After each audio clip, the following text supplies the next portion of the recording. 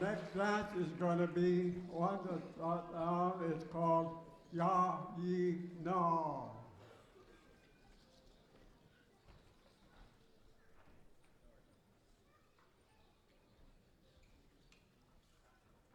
Good.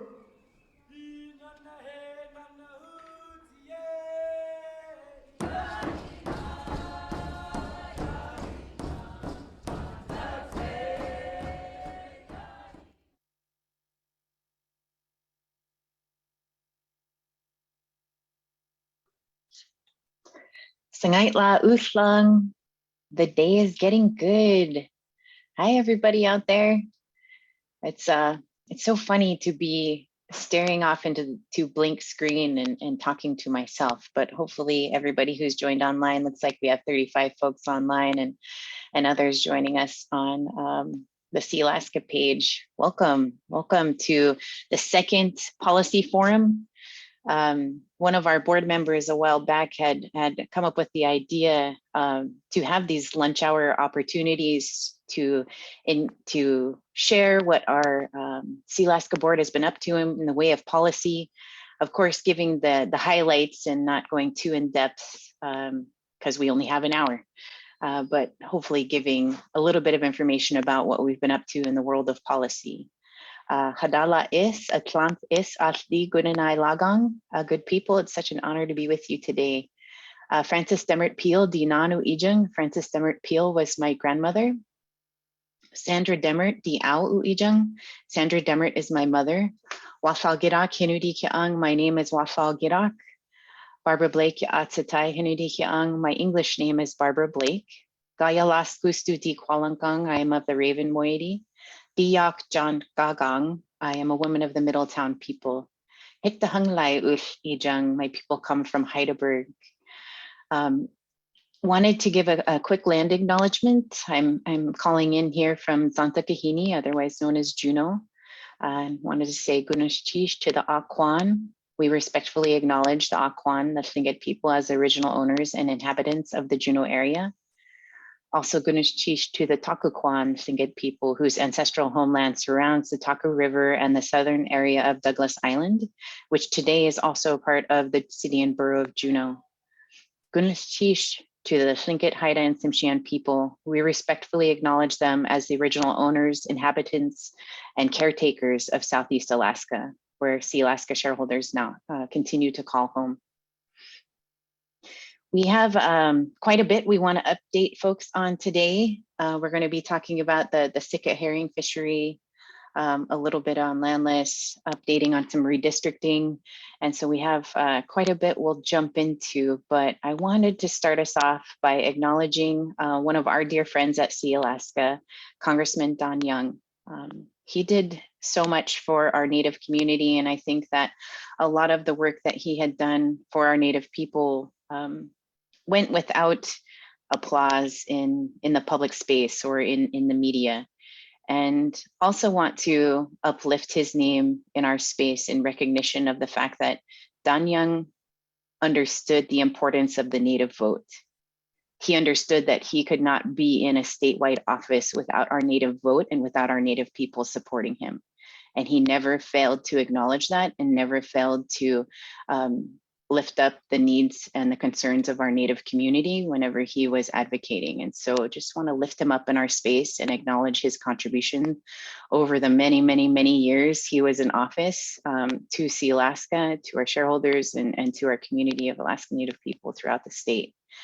I also wanted to introduce a few of our other leaders here at Sealaska who will also share a few words about Don Young. So Kahugu or Gunak, I'll invite you to come on screen and share.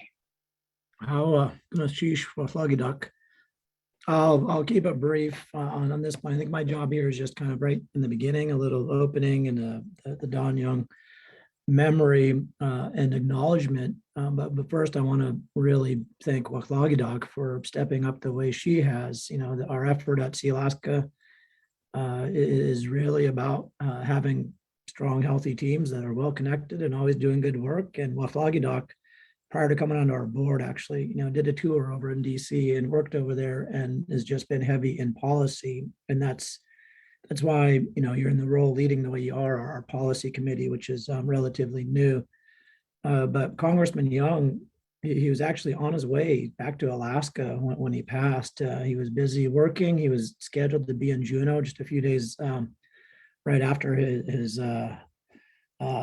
tour back through Alaska came and then back to DC. So anyway, we were looking forward to visiting him with him in person.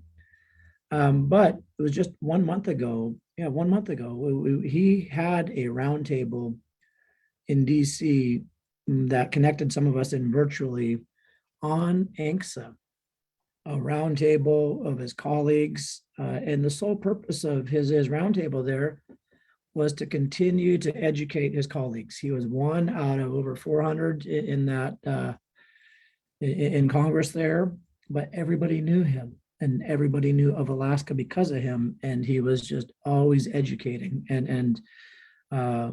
had the benefit of visiting with him a number of times, but just a month ago, we were on that virtual Zoom and I was sharing this kind of the backstory on ANCSA along with a couple other ANCSA folks and just champion of us, which was powerful. And the other part, I guess, just to reflect on briefly is, we got to know him, but our parents knew him personally. And for a lot of us, even our grandparents knew him personally. So what an impact. I think for all of us to kind of best acknowledge his work, his legacy, and his commitment to the state, we can probably do his memory justice by all of us going to work a little bit harder, a little bit more for all of Alaska, and leaning into that, because we sometimes like to be a little bit isolationist and not as connected, but the reality is, we're a big state, and our relationships do matter. And if folks haven't really experienced Alaska and what it means to live and operate and survive and just thrive up here, they aren't going to learn it, on YouTube necessarily very easily. They need to learn it from us. So I encourage all of us to step up and educate, and most importantly, get out there and vote. So I can go on for a lot longer on all this, but I'll stop and hand it over to our CEO, Ganook, Anthony. Cheese, Joe. I really appreciate the opportunity to just say a few words about Congressman Young. He was so proud to say that he was the congressman for all Alaska. I think it was even plastered all over his office door, but he was also very proud that he came from rural Alaska and was married to an Alaska Native wife when he lived in Fort Yukon and was the mayor of Fort Yukon. And to Joe's point, you can't know rural Alaska and you can't know Native people unless you're there living with them. And he knew that. And even though he left Fort Yukon and was in DC for 48 years, he never wavered on his commitment to rural Alaska and Alaska Native people. And I just, even though everybody's saying that right now, I don't think we can say that enough. And find the inspiration that allows us to work for our Alaska Native people and our rural communities as well from his dedication. And that was Joe's point. It's a moment of reflection that allows us to dig into our own efforts to support our people.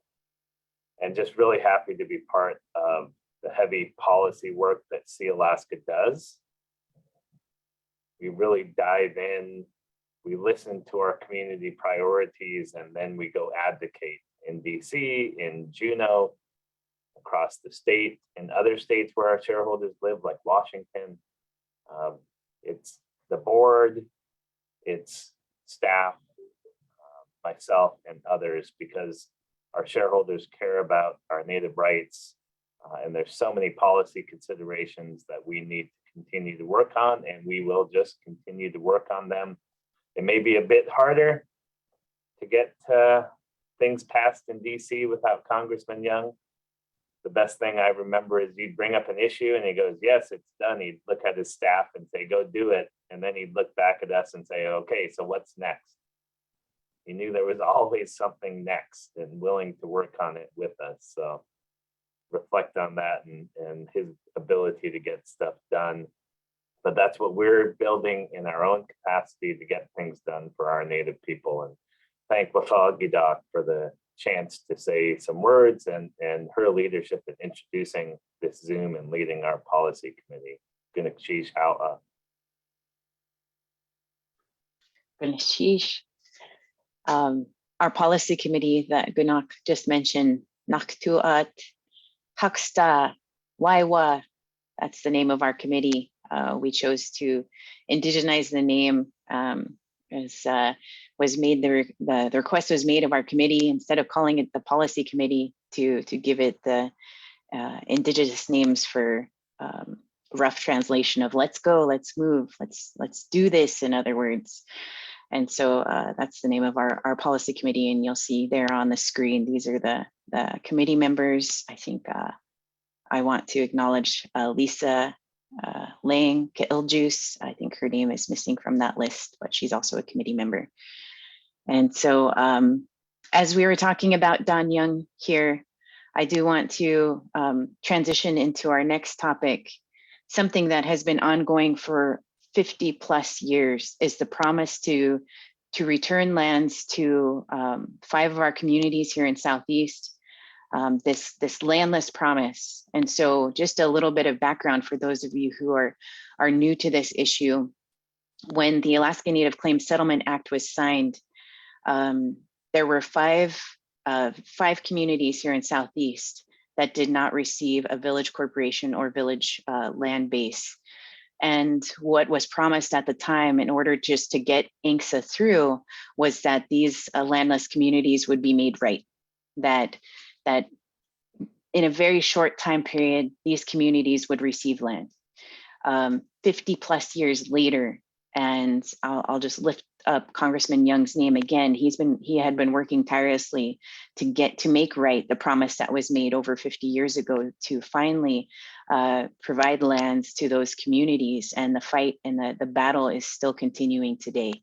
And so know that from a Sealaska standpoint, whomever is chosen to and voted in to fill Don Young's seat will also have to carry the torch of that landless, and hopefully that person takes it as seriously as Congressman Young had. We know that Senator Murkowski, Senator Sullivan also are pushing opportunities to make right what was promised over 50 years ago. And so I'm going to invite our board member, Richard Tashi, and Vice President Jaylene Kukesh to also share a little bit more about the landless effort and provide an update. I'm going to start with first just talk a little bit about the congressman and then where we go from here on our Alaska Natives Without Land. The loss of Congressman Young, the Dean of the House with his 49 years of service in Congress, is unfathomable. The breadth and depth of his relationships were enormous. For Alaska Natives Without Land and the landless community, the loss is significant. Congressman Young sponsored our bills. This was the 6th one, and he was the lone congressman to sponsor those bills for us on the House side. I want to tell just a really brief story about him. One time I was back in DC, we were lobbying one of our prior bills, and I had some extra time, like hours, half a day. And rather than sit at the airport, I decided to go and just roam the halls of Congress and drop in on the committee members. At that time, Republicans were the majority, and Congressman Young was the chairman of the Natural Resource Committee. And surprisingly, a lot of them took my call and let me in, and I talked to them, and every single one of them was whatever the chairman wants, whatever the chairman wants. So what they meant was they would support the bill because Don Young was there in support of it. And it didn't matter if they were Republican or Democrat, they were all supportive. Those, the loss of those relationships is really going to be hard to replace.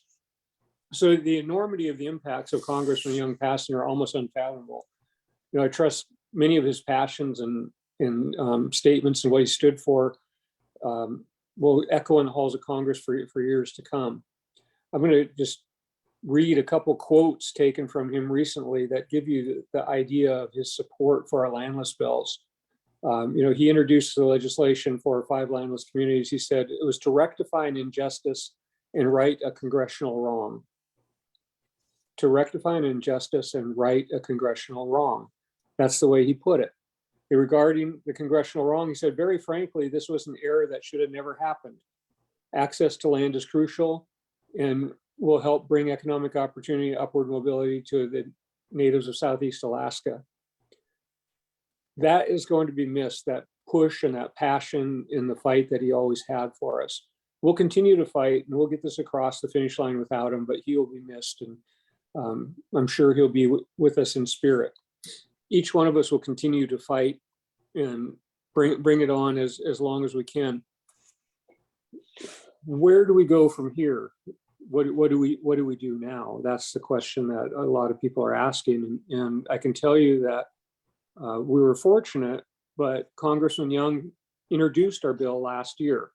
It was on May 13th, HR 3231 in the 117th Congress. The Unrecognized Southeast Alaska Native Communities Recognition and Compensation Act was introduced. It was put into the Natural Resource Committee Subcommittee on National Parks, Forests, and Public Lands on June 16th. And recently he had requested that it be have a hearing. So all those steps were already done by Congressman Young. He introduced the bill, which then Senator Murkowski introduced one in the Senate. They're basically the same bill. He had it pushed to his committee that he sits on, and he had requested a hearing. Now we have already been in touch with committee staff to inquire about where the hearing will be. And the other thing is Alaska Natives Without Land, over the last year since the bill was introduced, we've met with a number of committee members and key folks off that committee over the last 10 or so months here. So we will be going back around and reacquainting those contacts and asking that the bill still move forward even without the congressman. Another point would be that our senators, who are very supportive, Lisa Murkowski and Dan Sullivan, could still promote the bill for us. They have relationships and they will be quite helpful. Congressman Young's 49 years of relationships in the House can't be replaced, but thanks to the work that he's already done, we can accomplish this and still get it done. Minashish Hawa. Thank you, Director Reinhardt. And I don't have much left to say on the landless. I would just say that we continue to push for hearings on the House side and Senate side for the bills that have been introduced. We continue to have the strong support of the Senate delegation of Senator Murkowski and Senator Sullivan. In fact, this is the top land priority for Senator Murkowski, and she mentions it frequently, so we're grateful for that.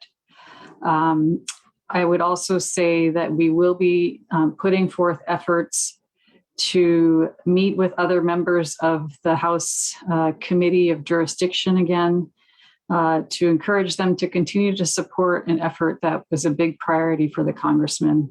And we hope that they'll recognize his wishes to get this inequity corrected after these many years. So, and for those of you who don't know me, I just jumped right in. My name's Jaylene Kukash. My Tlingit name is Kajuhane.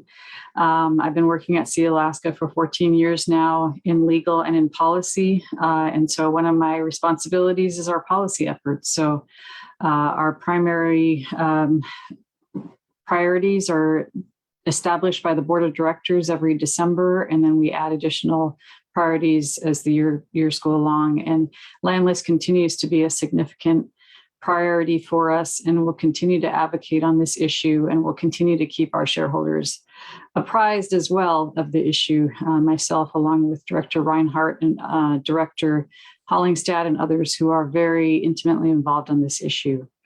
If you have any questions on the land list, you can reach out to us at Sealaska, and there are also representatives from each of the communities that have been elected. So I don't know if we have anything further on the land list, but for now, that's our report on that issue, and we'll move on to the next item. So I'll hand it back over to our chair, Wachlagidak. Thank you, Richard. Galashish, Kajuhin, and Tashi. Our next subject is drooling. It's about our Sitka sacro fishery, and I keep seeing all the posts. I see them out there. I know some are going to end up on my doorstep soon. Fingers crossed.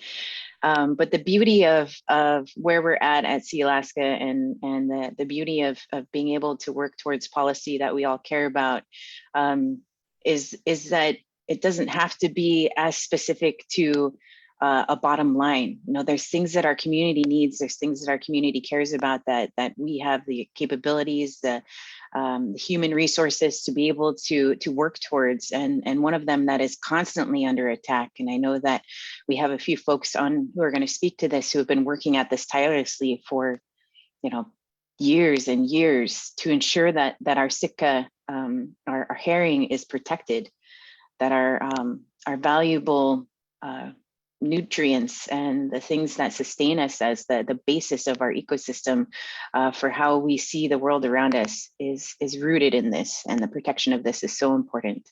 And so I'm going to invite Kahani, Kajuhin, and Lagunai to join us and to talk about the Sitka sacro fishery.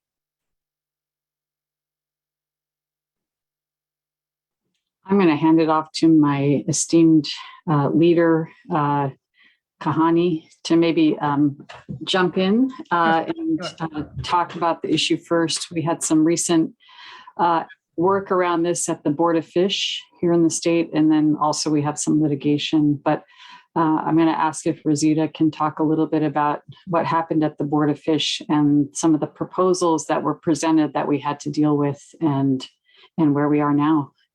Sure. Thank you very much. Thank you very much for this opportunity. At last month's board meeting, the commercial purse seine fishery launched a major effort, first of all, to force the subsistence users to obtain a permit to harvest herring, and secondly, to repeal the principal regulation that protected our Sitka subsistence fishery. We came to the conclusion that a permitting system would seriously undermine and threaten our traditional cultural practices, and ultimately lead to a reduction in the amount of that was allocated for subsistence herring egg harvest. We were successful in removing both the permitting and repeal of regulation proposals. Those proposals cannot be brought back for the next 2 to 3 years. Once again, Sealaska was very active in this effort. We had our board chair, Nelson, and board member Blake testifying in opposition to these proposals. Sealaska also retained the expert anthropologist, Tom Thornton, to testify on the harm that these proposals and cases would cause. Sealaska Council, Jaylene, attended the 3-day meeting throughout and was very active in board negotiations that ultimately led to these proposals' defeat. Over the past 4 years, Sealaska has worked with the Sitka tribe in other ways. We had 2 moot courts sessions where the tribe's attorneys could test their court arguments in a mock court setting. We have also closely consulted with the tribe in every stage of the lawsuit. To support our efforts in the court and also at the Board of Fisheries, Sealaska Heritage also produced a film on the harvesting of herring roe and 2 research projects resulting in publications entitled The Distribution of Subsistence Herring Eggs from Sitka Sound by Dr. Tom Thornton, and also The Significance of Sharing Resources in Sustaining Indigenous Alaska Communities and Cultures by Dr. Steve Langdon.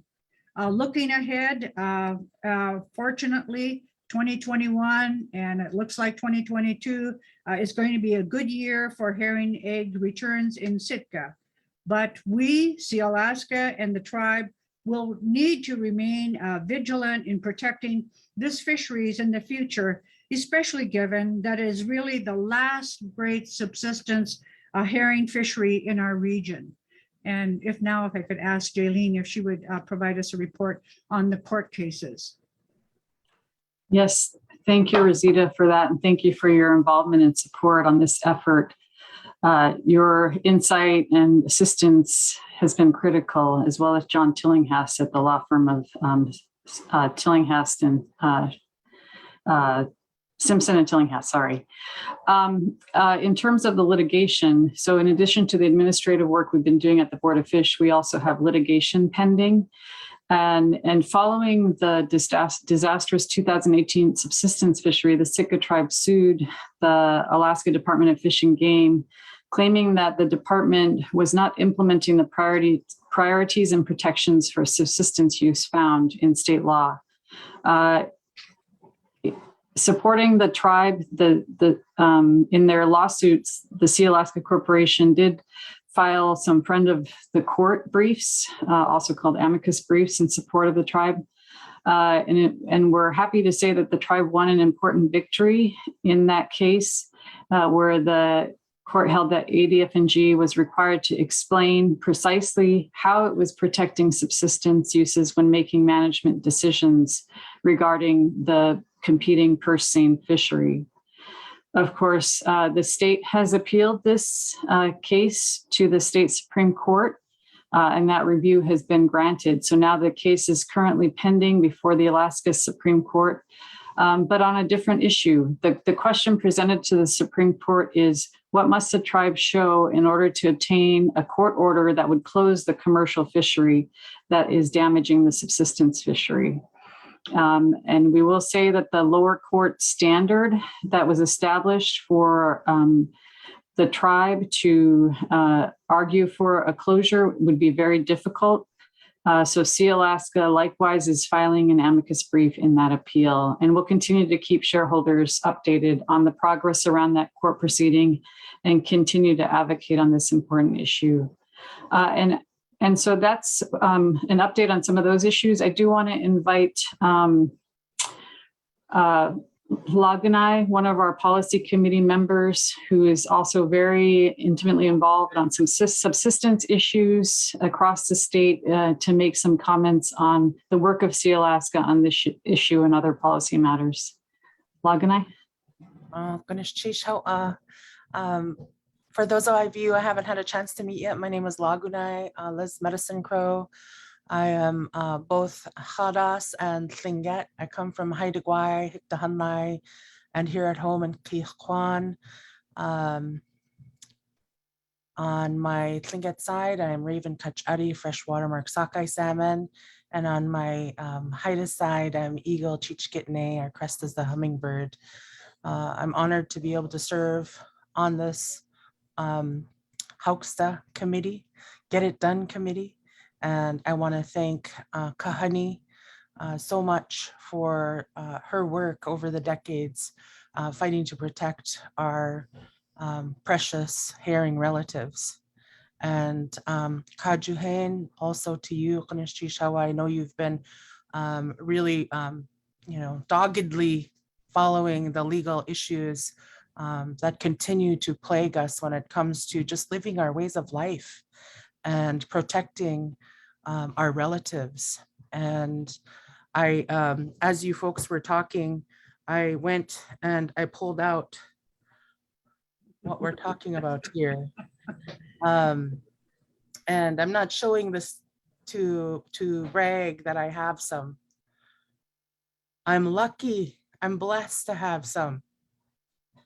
And for all of us across the state and the country who are just now receiving this precious gift that fills up our soul and our spirituality of who we are, it speaks to us inside of us.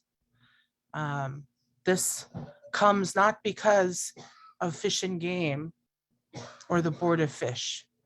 This comes because our ancestors for thousands of years knew how to regulate themselves in relationship to the herring so that the herring would always be safe, and that we would always have abundance. And we're no longer at that. Within a short 200 years, we're at a critical space of making sure that we can continue to have herring into the future. Here at home in Tijuana, because of the mismanagement of the current Western management system, our herring spawn that we used to have here and the existence of herring runs, it's no more. And we're not the only community who feels this. You know, the weight of the entire US love of our people for herring rests in the hands of the people of Sitka, rests in the hands of the people down in Prince of Wales. And they need our help. They need our advocacy. They need us sending letters, calling in, showing up at the Board of Fish. And if we get to eat some of this and share it with our loved ones, then it also means that we have a responsibility to care for the herring too. And one of the things that I really appreciate about the approach that Sealaska is taking right now is to show up and to be there and to support the leadership of Sitka Tribe of Alaska, of Sitka community, and supporting their efforts and following their lead. And I think that speaks so much to the understanding of how we work together, our corporations and our tribes working together. And of course, with the leadership of so many, like Kahani, and the work that Sealaska Heritage Institute is doing to continue to make sure that no one is pulling the wool over our eyes, and no one can stop the Board of Fish and other regulators from knowing the truth. So just on behalf of myself and being able to serve on this committee, to all the people who are working so hard to provide for us, to safely provide during the harvest, and to fight for us. Sheesh Laganai and Kahani, thank you so much for joining us. Apologize for the short notice, but you always have a lot of insight. Just want to thank you. And again, to shareholders, we'll keep you updated on this important issue. And now we have to move on to other issues. And so I'm going to call on Nicole Chakla Hollingstad, as well as Jody Klitz-In. You have to correct me, Jody Mitchell, to join us on the next couple of topics that we want to address. And I'll hand it off to Nicole first to introduce herself.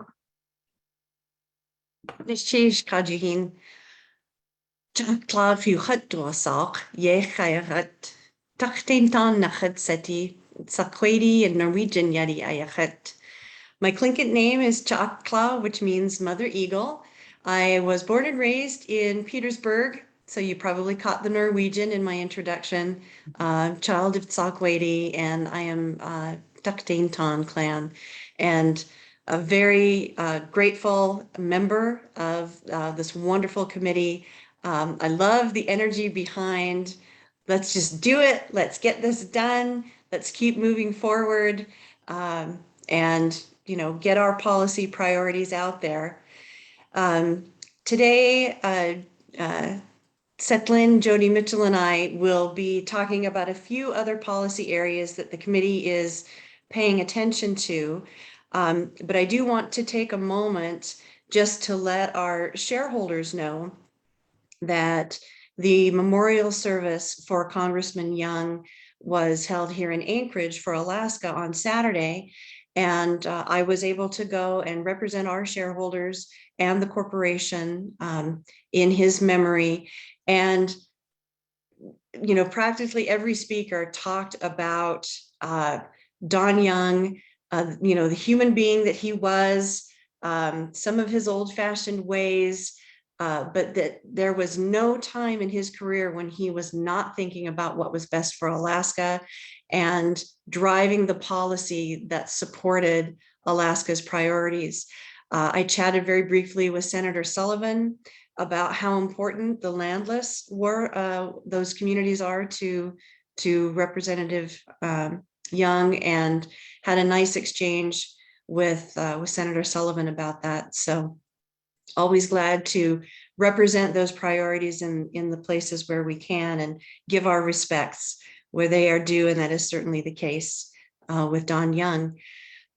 So we're going to be moving on to a few other policy issues that include redistricting and energy issues. So we'll start with energy and what is happening with our state and our region and some of the issues that we're picking up on our committee to follow those policy priorities. So I'll turn that over to Jody. Goodness cheese, chakla. I'm going to have to give you guys all a lesson on how to say my Tlingit name. It's Sech Tin. Sech Tin. My grandpa Ronald gave me that name. My name is Jody Mitchell. As I said, I'll try to say it in Tlingit. Tlingit kenach Sech Tin yuchat tuasak. Yechna hatsiti deshitan ayachat. Norwegian Yeti Ayachat. My name is Jody Mitchell, and some of you know me because I work for your electric co-op, Inside Passage Electric Cooperative, where I've been since 1993. We've been working really hard on building small hydro projects for our small communities, and I want to assure you that we do it in a very salmon-friendly manner. We know how important salmon is to our region and to our people and to our subsistence, our ways of life, all of that. So we are working hard to make sure that we actually increase and improve the salmon habitat with each of our projects. We have to get a permit from the Fish and Game called a Title 16 permit before we can build a project. And they are usually, they have been quite excited when we were building a project because they were able to recommend ways that we can make the stream more salmon friendly, and it has worked. There are actually more fish in the stream now in Hoonah at the Gartina Falls project, as well as in Cake at the Gunnet Creek Hydro project. As far as energy going forward, I have good news and bad news, and I'll go with the good first. We have 2 more hydro projects that are close to shovel ready. They're in the final engineering design stage, and that portion of the project has been funded with grant funding. The 2 projects are the Thayer Creek Hydro Project for Angoon. That project is, the rights to develop it are owned by Kootsnawoo, the local Anksa Village Corporation for Angoon. But we are working really hard together to find grants to get that project done once and for all. To borrow my colleague, Melissa Kukesh, who is the board chair of Kootsnawoo, to borrow her words, it's our 40-year overnight success. The rights to build that project were granted back in around 1980 with ANILCA. Hindsight's always 2020, but I wish they would have insisted that it be built, because the community of Angoon gave up land selection rights on Admiralty Island so that they could create a national monument on Admiralty Island. And so they gave up a lot for that. It's just too bad that 40 years later, we're still struggling to get that built. It's a very expensive project. We do have some funding, but we need about 20 million more. And the other project is the Water Supply Creek project for Hoonah. We already have a hydro project in Hoonah, but this would be the second one. It actually is on Sealaska land, which simplifies the process some because Sealaska is very supportive of renewable energy for our communities. That project is estimated to cost, well, I'm just saying 10 million because I've noticed that our engineers sometimes seem to undershoot how much projects cost. And by the time we actually get from development, engineering to construction, a lot of things can happen. You know, steel tariffs go in. We can't finish the project in one season, so we have to come back the next year, and there's MOB and DMOB and all those things that end up costing more than we expect. So anyway, we have those two projects. The Angoon project would make Angoon 100% renewable for electricity, with a lot of room for beneficial electrification, such as heat pumps. One idea that I had, which I thought might actually work, is we're talking about doing electric ferries. We're doing a pilot project for electric ferry through the Alaska Marine Highway. And I talked to an engineer when I was at Southeast Conference who said, oh, we could perhaps do a trickle charger battery in Angoon. So when the ferry comes in, they can just swap out the batteries and then off they go. Anyway, hopefully the state heard me talking about this, because this could be a win-win for the Marine Highway and for IPEX customers. Anyway, this is all great that we have these two projects. The Water Supply Creek will provide about another 30%, bringing Hoonah to 60% renewable. The Gunnet Creek project in Cake, sometimes, like the other day, it was pouring down rain. And I am sure that we had our diesels turned off in Cake, which is just so awesome to be able to do. Anyway, I just get excited. But the challenge we're going to have, so this is the bad news.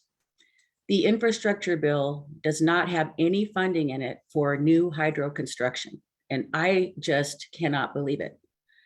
Evidently, the far left is very concerned about hydro construction because of the problems that they've had in other states, such as Washington and Oregon and California, with salmon populations.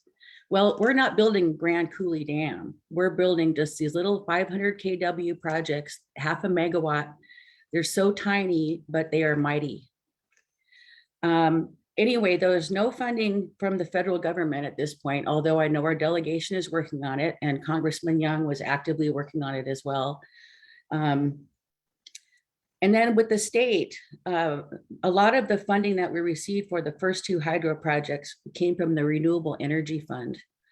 Unfortunately, the funding at the beginning was $8 million per project. Well, you can build a hydro pretty much with $8 million.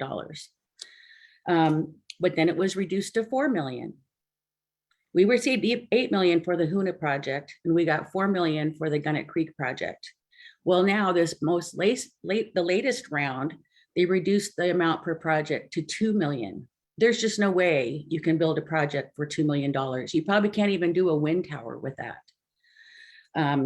I know the state is flush with money now because of the price of oil. I'm hoping that they put more funding into that program so that we can continue on our quest to be diesel independent and also to reduce costs and rates for our members.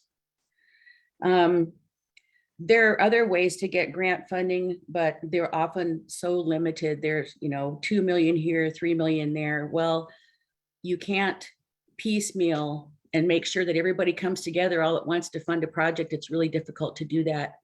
So I think our biggest hope is that our congressional delegation can do something to help us, or that the state puts more money into the Renewable Energy Fund, and then we'll go forward. But rest assured, I am doing everything I can to build these last two projects. So anyway, I probably went on too long, but I hope that that was not boring to anybody and that you understand more about what we're doing with energy. And I really appreciate the support of our policy committee. I haven't gotten used to saying the name, just like you guys don't say my Tlingit name, right?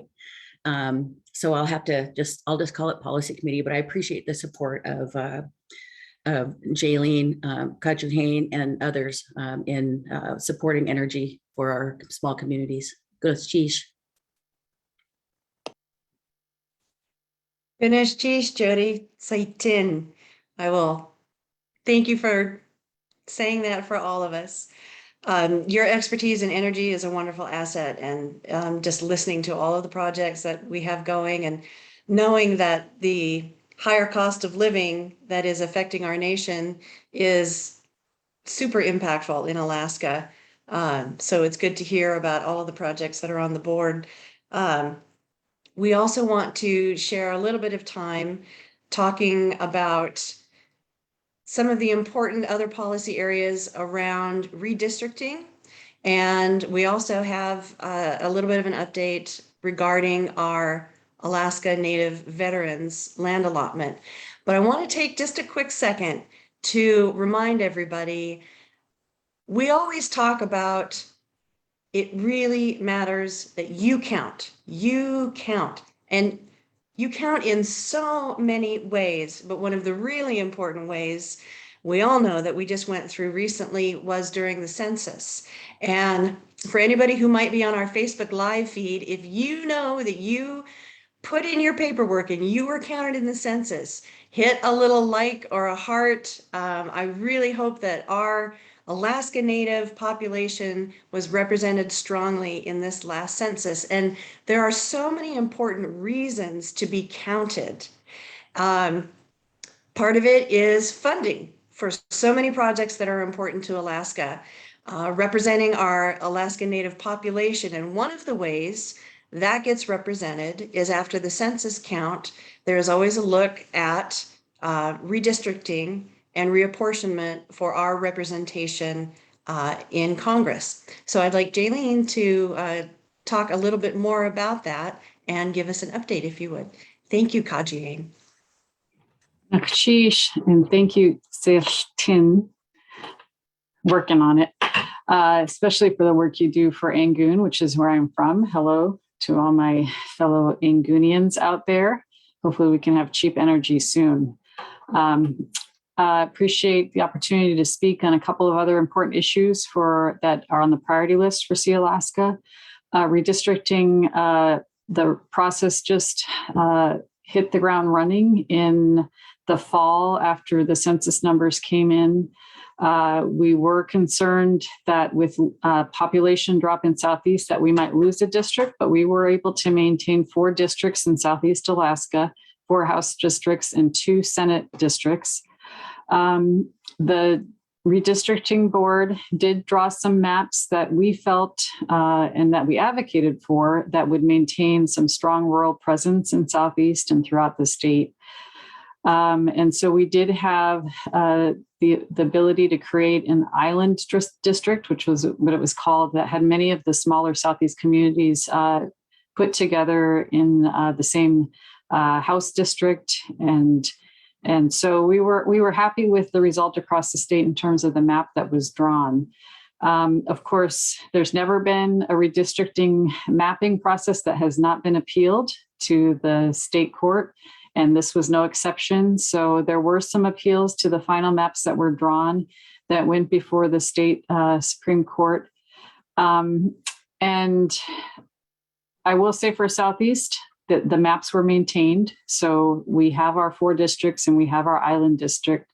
The main areas where the court said that the redistricting board had to go back and review information and redraw some maps were a Senate pairing in the Anchorage area, and then a House district in the interior and a few other little areas. But for Southeast, there was an appeal from some of the northern communities to not be included with the Valley of Juneau. They wanted to be paired with downtown Juneau because maybe they felt like their politics were a little bit more similar with downtown Juneau, but the court upheld the maps as drawn by the redistricting board to keep those northern communities of Skagway, Haines with the Valley of Juneau. So now we just await the final full decision of the court. What we did receive on March 25th from the court was a summary decision. So we're waiting for the full detailed decision and then for the redistricting board to make the changes in other parts of Alaska, but not in Southeast. So that's where we are. So we should have those districts in place. While I'm on that topic, though, I do want to mention really quickly, it wasn't on my agenda for today, that there will be a special election coming up that we want our shareholders to be aware of, and watch for more information from Sealaska and from others educating you on the special election to fill Congressman Young's seat. As well as the first use of the new ranked choice voting system. So we will be sharing information, educating our shareholders on these new systems and on the special election. Should I jump into the next issue, Nicole, or do you want to speak to any, do you have any questions or thoughts you think I might have missed on the redistricting? No, I really appreciate that you mentioned the importance of two elections that are going to be coming up and the importance of tracking those and understanding the difference and showing up to vote and representing our Alaska Native population, representing, you know, your choice for who is going to sit temporarily in Representative Young's seat, and then for the vote for the continuing service in that seat. So pay attention to those elections, show up at those elections. Sometimes the turnout in these smaller special elections or midterm elections aren't as high as they are in the general election. Again, this is the place where your voice counts, and it makes such a difference. So thanks for bringing that up. I just wanted to double check to see if there was anything about the veterans allotment that you wanted to mention. Yes, thank you, Chakla. The Native veterans is still an outstanding issue that we continue to advocate on. As many of the Native veterans and our shareholders are aware, there was legislation to allow our Native veterans that served in Vietnam to select Native allotments that they may have missed out on while serving our country. And there were amendments to the legislation to allow some selections up in Alaska. Unfortunately, the lands available in the initial maps that were put out by the Bureau of Land Management were very restrictive, and the most recent amendment to the legislation were very restrictive in terms of the lands that are available. The most recent update is the BLM was charged with, the Bureau of Land Management was charged with identifying additional lands that might be available for Native allotments throughout Alaska for our Native veterans. And they issued a report just recently within the past month that identified additional lands throughout Alaska that are available to our Native veterans, which is great. But on the flip side, it's not great for Southeast veterans because it still does not include lands in Southeast. So we will continue to push on that issue with our delegation. I know that Senator Murkowski and Senator Sullivan are very aware of the ongoing concerns of our Southeast Native veterans, of the lack of lands available in Southeast. So we'll continue to work with them and push for some possible lands that could be available, because one of the restrictions in the legislation is no wilderness and national forest lands, which obviously encompasses most of Southeast Alaska. So we will continue to work on that issue, but that's the latest right now that we have. Ganesh Chish Hawa, for all of the great information that comes through the work of our policy staff and this policy committee that we carry forward to our shareholders. It's wonderful that so many of you have joined with us today to hear about these priorities and how Sealaska is acting on your behalf as your corporation on all of these important issues. So I think at this time, we are ready to turn to either questions and answers, or if there's something else that the chair of our committee wishes to address. I think I see one of our fellow directors, Mick Beasley, on the screen. For some reason, your name is showing up as Kakugu, I but know. it's good to see you. Yeah, I was going to say, Joe, you got a haircut. Whoa. Yeah, got them all cut. I couldn't get into the meeting, and so I got in on Joe's link. Okay. Thank you. Glad to see you. So we'll move forward with the questions and answers, and I just want to check if there's anybody else who has been monitoring those questions, if there are some that have come forward that that can be shared. We'll do our best to answer any questions that have come up.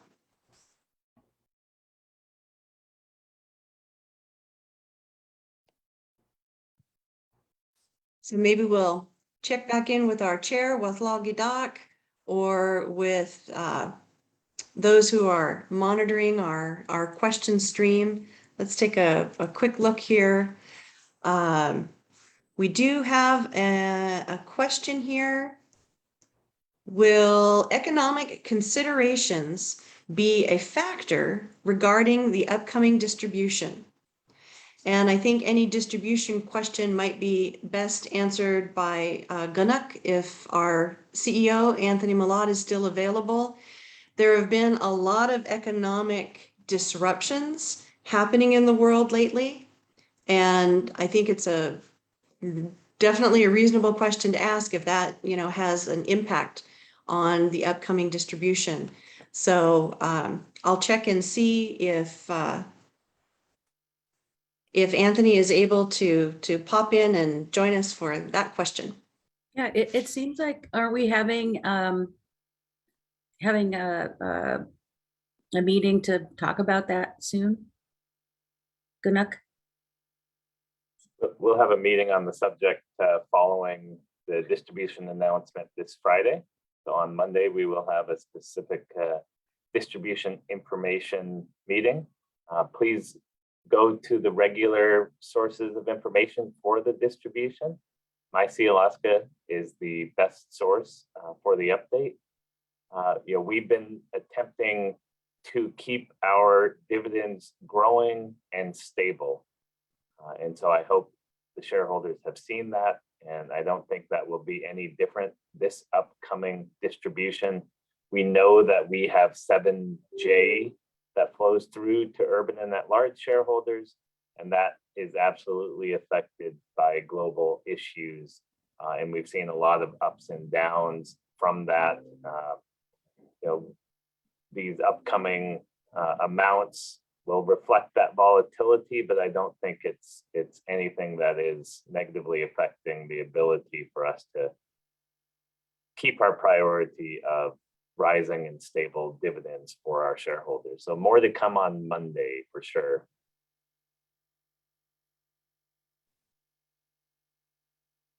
Thank you so much, Anthony, for that answer and for reminding our shareholders that we have main streams of income for Sealaska that determine the formula used for distributions, and they stay fairly consistent, and we've got resources for shareholders to go find that information. My Sealaska is always a great place to stay up to date. And I think, Jody, do you have a question that has come in through the chat?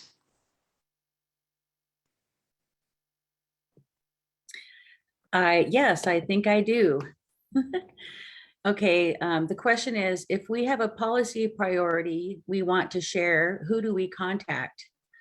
I would say probably the best person to contact would be Jaylene Kajuhane.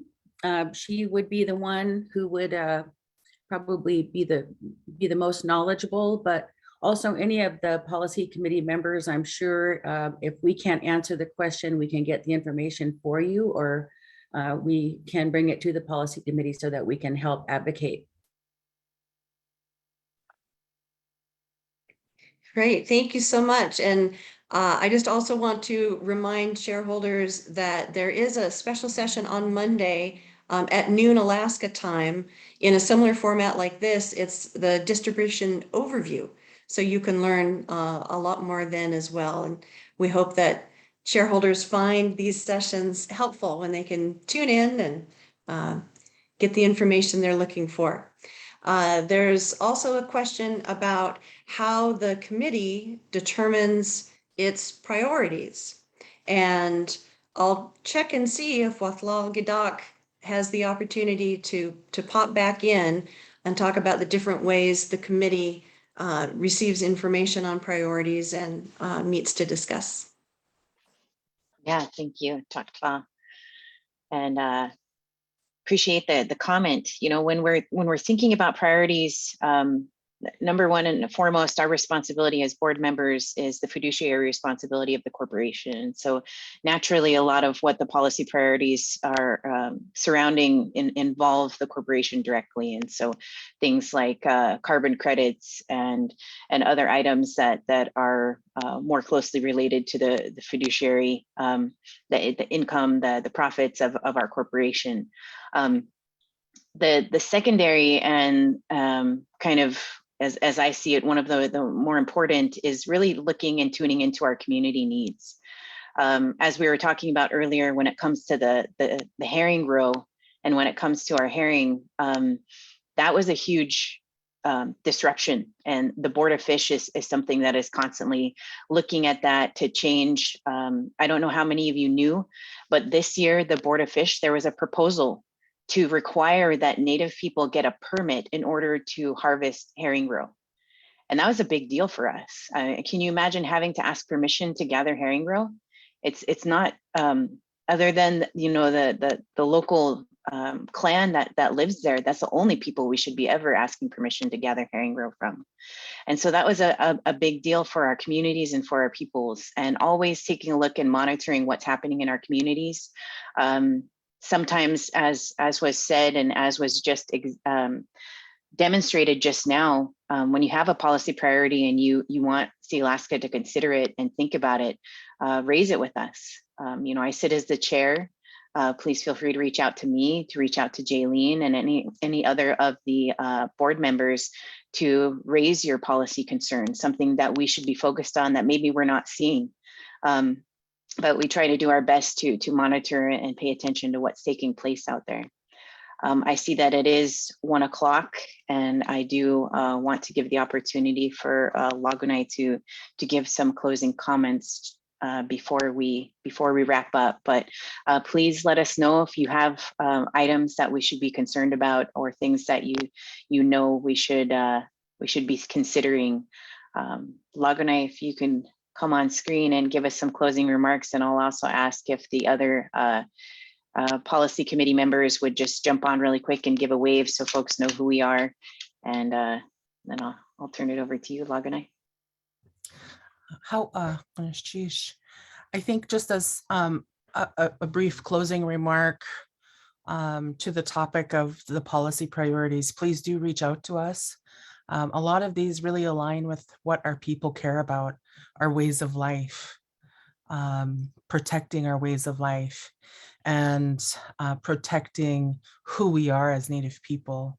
And so those are some of the key areas that we're looking to make sure that Sealaska is using its forum, its voice, and its connections and networks to be able to really advance some strategic solutions that help our people and help to protect our ways of life. So please reach out to us for any of those.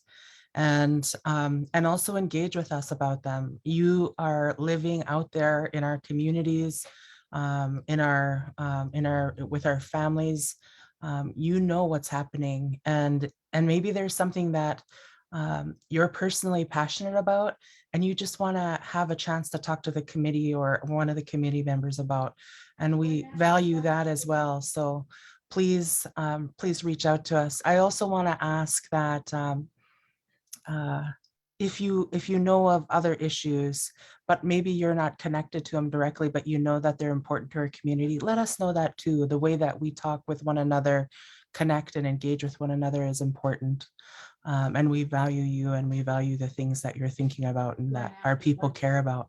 So please go ahead and reach out to us. And I just want to thank Watlagilak, who's the chair of this committee, for making it happen and for creating this policy forum for all of us to share these issues. It's really exciting work.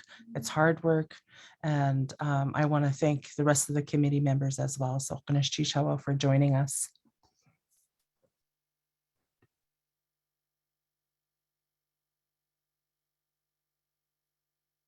We'll see you guys next time.